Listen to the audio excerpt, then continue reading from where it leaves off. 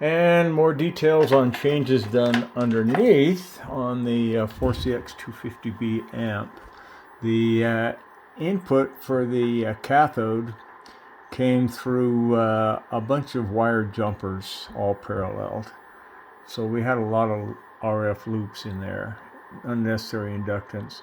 So I've cut a piece of brass strap, and I have all the cathode pins bonded down to another strap, continuing down to bonding all the cathode leads here, and the ground lead here. Of course, the grid inputs here.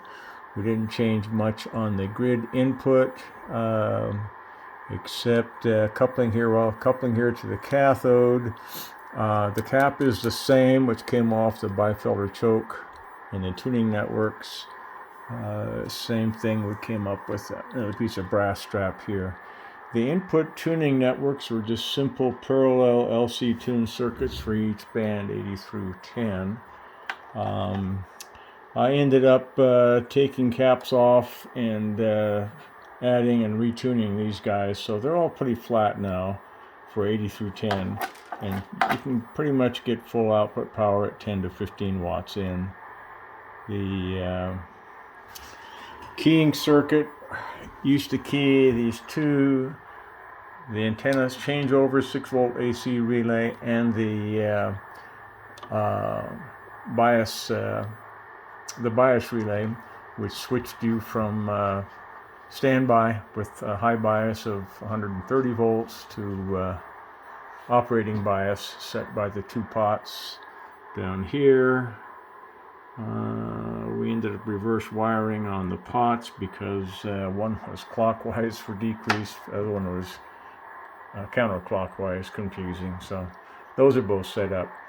So the keying AC was not going to work with most rigs. We opted to go ahead and come up with a 2-channel opto-isolator board, typical Amazon, pretty cheap. We only had to go ahead then come up with a logic and timing circuits for an RF detector. I also invert the logic for the push-to-talk in on the 1-channel. So now external push-to-talk in only has 9 volts through 15K, half milliamp or so. And so that's compatible with most any rig. The RF sensing, nothing special, 5 picofarad coupling cap. Instead of normally I use an FET, I use just a Darlington MPSA 13 and protection for the front end of that at 9 volts in case you drive too much power here. Seems to work. You can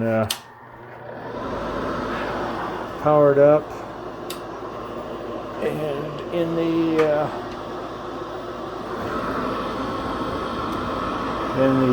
DC keying mode, pretty much normal operation. You see channel 2 operates down here on this board, and we've got just half milliamp or so.